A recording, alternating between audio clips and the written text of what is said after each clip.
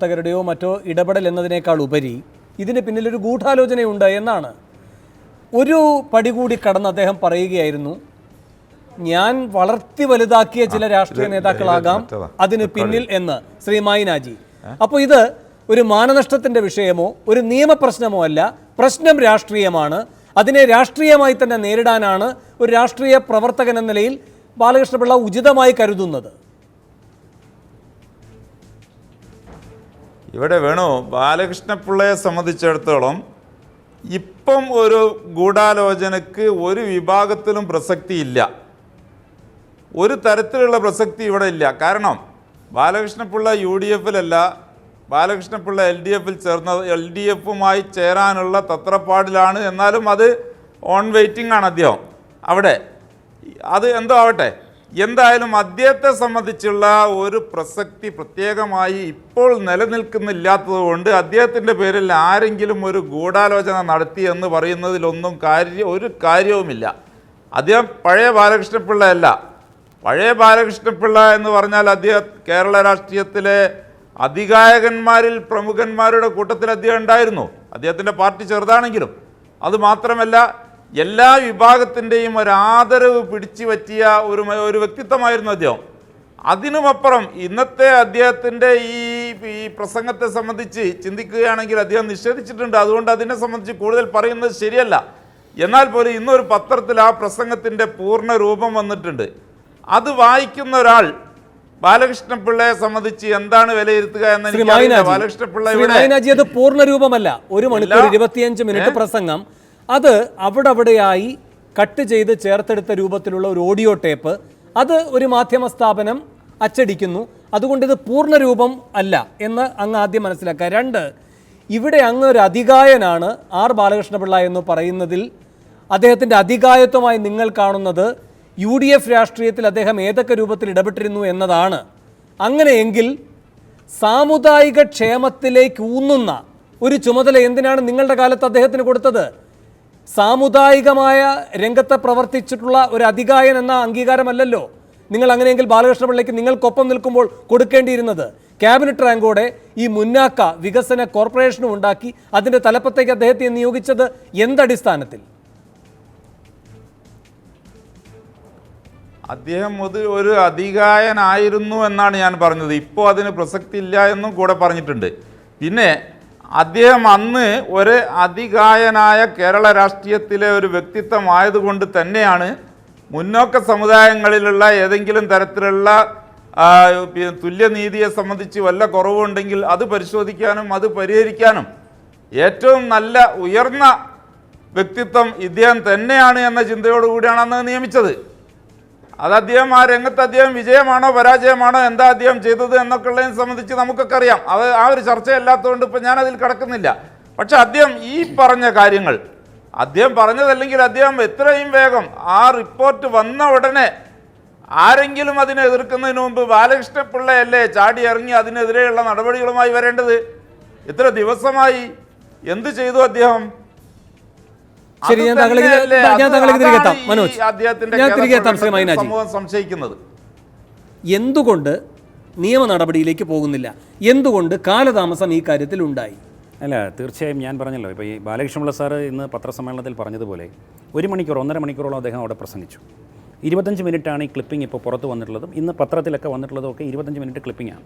ഇതുമായി ബന്ധപ്പെട്ട് ഇതിനകത്തുനിന്ന് ഇത് എടുത്ത് പുറത്ത് കൊടുത്ത ആളെയും പുറത്ത് കൊടുത്തതിന് ശേഷം അതെങ്ങനെയാണ് പുറത്തേക്ക് വന്നതെന്നുമൊക്കെ ഉള്ളത് വ്യക്തമായ കാഴ്ചപ്പാട്, വ്യക്തമായ ആൾക്കാരെ ഞങ്ങൾക്കറിയാം. നമുക്ക് ഓരോന്നോരോന്നായി ചോദിച്ചു വരാം. താങ്കൾക്ക് പരിമിതി ഉണ്ടാവും, പറയാൻ കഴിയുന്ന അത്രയും പറയുക. എന്തായാലും ഒരു നായർ സമുദായ അംഗമാണല്ലോ ഇത് കേട്ടിട്ടുണ്ടായിരുന്നത്, ഇത് റെക്കോർഡ് ചെയ്തത്. അദ്ദേഹം ഒരുപക്ഷെ ഒരു കോൺഗ്രസ് അനുഭാവി ആയിരുന്നില്ല. തീർച്ചയായും കോൺഗ്രസ് അനുഭാവിയാണ്. അതാണല്ലോ ബാലകൃഷ്ണപിള്ള സാർ പത്രസമ്മേളനത്തിൽ വളരെ വ്യക്തമായി പറഞ്ഞത്. ഇതുകൊണ്ട് ആർക്കാണോ നേട്ടം ഉണ്ടാകുന്നത്, മായിൻ ഹാജി പോലും പറഞ്ഞല്ലോ, ശ്രീ മായിൻ ഹാജി പോലും പറഞ്ഞു, അദ്ദേഹം കോൺഗ്രസിൻ്റെ അല്ലെങ്കിൽ UDFൻ്റെ ഭാഗമായിരുന്ന കാലത്ത് അദ്ദേഹം അധികായകനായിരുന്നു. ഇപ്പോൾ ഇടതുപക്ഷമായി ചേർന്നപ്പോഴാണ് അദ്ദേഹത്തിന് ഒരു കോട്ടം വന്നതെന്ന് പറയുന്നത്. അപ്പോൾ അദ്ദേഹത്തെ മോശക്കാരനായി. ഇപ്പോൾ അദ്ദേഹം ഇടതുപക്ഷവുമായി ചേർന്നപ്പോൾ കൊല്ലം ജില്ലയിൽ ഒരു സീറ്റ് പോലും UDFന് പിടിക്കാൻ പറ്റിയില്ല. പഞ്ചായത്ത് അടിസ്ഥാനത്തിൽ 68 പഞ്ചായത്തുകളിൽ 61 പഞ്ചായത്തുകളിലും ഇടതുപക്ഷ ജനാധിപത്യ മുന്നണി ഭരിക്കുന്നു. അപ്പോൾ ഈ ഒരു സാഹചര്യം കൊല്ലം ജില്ലയിൽ വന്നപ്പോൾ വളരെ വ്യക്തമായി ഏത് രീതിയിലും ആർ ബാലകൃഷ്ണപിള്ളയും അദ്ദേഹത്തിൻ്റെ പാർട്ടിയുടെ MLAയും പാർട്ടിയും തകർക്കുക എന്നുള്ള ഉദ്ദേശത്തോടു കൂടി കോൺഗ്രസിൻ്റെ ഇതിനകത്തുണ്ടായിരുന്ന ആൾക്കാർ തന്നെ ഇത് ചോർത്തി ഇത് വളരെ തന്ത്രപൂർവ്വം എഡിറ്റ് ചെയ്ത് വളരെ പ്രധാനപ്പെട്ട വളരെ വിവാദങ്ങളിൽ പെട്ടിട്ടുള്ള ഒരു മാധ്യമ പ്രവർത്തകന് കൊടുക്കുകയും അദ്ദേഹമാണ് ഇത് പുറത്തേക്ക് കൊടുക്കുകയും ചെയ്ത് വ്യക്തമായി അറിയാം.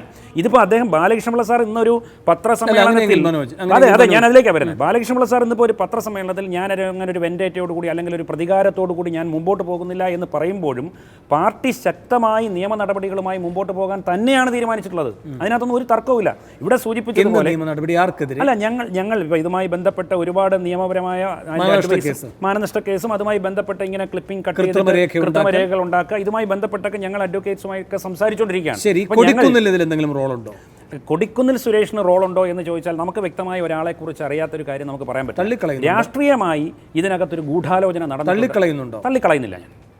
രാഷ്ട്രീയമായ ഒരു ഗൂഢാലോചന ഇതിൽ നടന്നിട്ടുണ്ട്. കാരണം ഇതുകൊണ്ട് ഇന്ന് ആർ ബാലകൃഷ്ണപിള്ളയെ തേജോവധം ചെയ്ത എന്ത് നേട്ടം അല്ല അതിനൊരു രാഷ്ട്രീയമായി ആർ ബാലകൃഷ്ണപിള്ളയെ പോലൊരു നേതാവിനെ ഏതെങ്കിലും തരത്തിൽ ഇപ്പോൾ ഞാൻ പറഞ്ഞല്ലോ ഇത്രയും കാലം അദ്ദേഹത്തിൻ്റെ ഏതാണ്ട് വളരെ ചെറുപ്പത്തിൽ 20-21 വയസ്സിൽ രാഷ്ട്രീയത്തിൽ വന്ന മനുഷ്യനാണ്.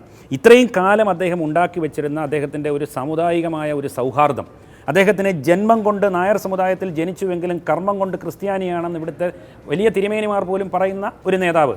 മുസ്ലിങ്ങളുടെ നബിദിന ആഘോഷം വന്നു കഴിഞ്ഞാൽ നബിദിനത്തിൽ പ്രധാന പ്രാസംഗികനായിരിക്കുന്ന ബാലകൃഷ്ണപിള്ള ബാബു പറയുന്ന ഒരു വലിയ പൊരുത്തക്കേട് കിടക്കുന്നത് ശ്രീ മനോജ് കുമാർ.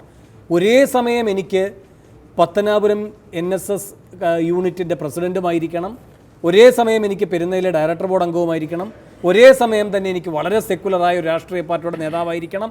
ഇങ്ങനെ ഒരേ സമയം ഇതെല്ലാം പറയുന്നു. ആ മേഖലയിൽ സ്കൂളുകൾ തുടങ്ങാൻ, കോളേജുകൾ തുടങ്ങാൻ, മറ്റ് തൊഴിൽ സ്ഥാപനങ്ങൾ തുടങ്ങാനൊക്കെ ഈ സഭകളുമായൊക്കെ ചേർന്നുകൊണ്ട് തീർച്ചയായും ഭൂമി ഉൾപ്പെടെ നൽകിക്കൊണ്ട് അല്ലെങ്കിൽ ഭരണത്തിലിരിക്കുമ്പോൾ ആ രൂപത്തിലുള്ള മുൻകൈകൾ എടുത്തുകൊണ്ട് ഇതൊക്കെ അദ്ദേഹം ചെയ്യുന്നുണ്ട്. ഇതൊക്കെ പൊതുവിൽ RV ബാബു പറയുന്ന 4 ചുമരുകൾ സുരക്ഷിതമാണെങ്കിൽ അതിൽ കാണുന്ന ബാലകൃഷ്ണപിള്ള മറ്റൊരാളാണ്. അല്ല, ഞാൻ പറഞ്ഞത് അങ്ങനല്ല. അതിനകത്ത് ബാലകൃഷ്ണപിള്ള സാറിനെ ഞാൻ പറഞ്ഞത് NSSന് ഒരു പോളിസിയുണ്ട്.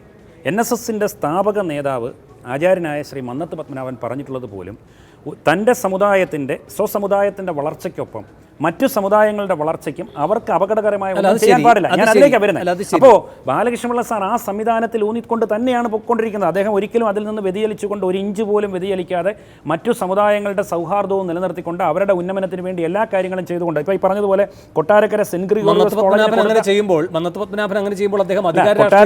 ഗ്രിഗോറിയോസ് കോളേജിന്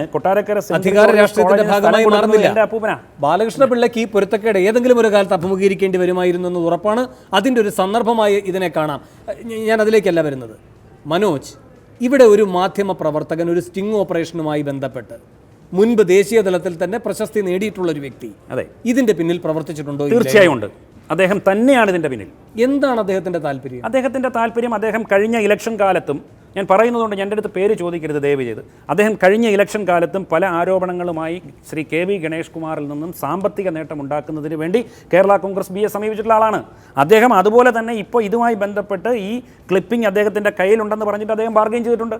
അപ്പോൾ അദ്ദേഹത്തിൻ്റെ ഉദ്ദേശം, അതുകൊണ്ടാണ് ഞാൻ പറഞ്ഞത് ഇതിനകത്തൊരു മാനിപ്പുലേഷൻ നടന്നിട്ടുണ്ട്, ഇതിനകത്ത് കൃത്രിമമായി ചില കാര്യങ്ങൾ ചേർന്നിട്ടുണ്ട്. പക്ഷേ അത് പൊതുസമൂഹത്തിൽ എത്തിച്ചു കൊടുത്ത് പൊതുസമൂഹത്തിൽ ഒരു വലിയ പ്രശ്നം ഉണ്ടാക്കി തീർക്കുവാൻ വേണ്ടി ശ്രമിക്കുന്ന ഒരു വിഭാഗത്തിൻ്റെ ഗൂഢാലോചന ഇതിൻ്റെ പിന്നിലുണ്ട്. ശരി. ശ്രീ മൈലക്കാട് ഷാ, മനോജ് ആദ്യം തന്നെ താങ്കൾക്ക് മറുപടി നൽകിയല്ലോ. ആർ ബാലകൃഷ്ണപിള്ള ഏതൊക്കെ തരത്തിലാണ് സെക്കുലർ രൂപത്തിൽ പ്രവർത്തിച്ചിട്ടുള്ളത് എന്ന് ആർ ബാലകൃഷ്ണപിള്ള എന്ന് പറയുകയായിരുന്നു. നിങ്ങളുടെ നേതാവ് മദനി ഒരു നിവർത്തിയുമില്ലാതെ എല്ലാവരാലും ഒഴിവാക്കപ്പെട്ട് ജയിലിൽ കിടക്കുമ്പോൾ ആദ്യം പോയി കണ്ടത് ബാലകൃഷ്ണപിള്ളയാണ് എന്ന്. മദനിക്ക് നീതി നിഷേധമുണ്ട് എന്ന കാരണം ചൂണ്ടിക്കാട്ടിയതിൻ്റെ ഭാഗമായി കേരളത്തിൽ അങ്ങോളം ഇങ്ങോളം കേസുകളുണ്ടായി ബാലകൃഷ്ണപിള്ളയ്ക്കെതിരെ എന്ന്. അത് അദ്ദേഹം ഹൈക്കോടതിയെ സമീപിച്ചാണ് ഒന്നായി തിരുവനന്തപുരത്തേക്ക് മാറ്റിയത് എന്ന്. അപ്പോൾ ആർ ബാലകൃഷ്ണപിള്ള, മനോജ് ചൂണ്ടിക്കാട്ടിയ മറ്റൊരു കാര്യം, അവിടുത്തെ തദ്ദേശ തെരഞ്ഞെടുപ്പിന് ശേഷമുള്ള ഒരു ചുമതല ഭരണപരമായി ആർക്ക് നൽകണമെന്ന ആലോചന വന്നപ്പോൾ അദ്ദേഹത്തിൻ്റെ ചോയ്സായി വന്നത് മുസ്ലിം സമുദായത്തിലെ ഒരു വ്യക്തിയാണ് എന്നാണ്. അപ്പോൾ ഈ ആർ ബാലകൃഷ്ണപിള്ളയുടെ ഈ ഘട്ടങ്ങളെല്ലാം നിങ്ങൾ മറക്കുകയാണോ?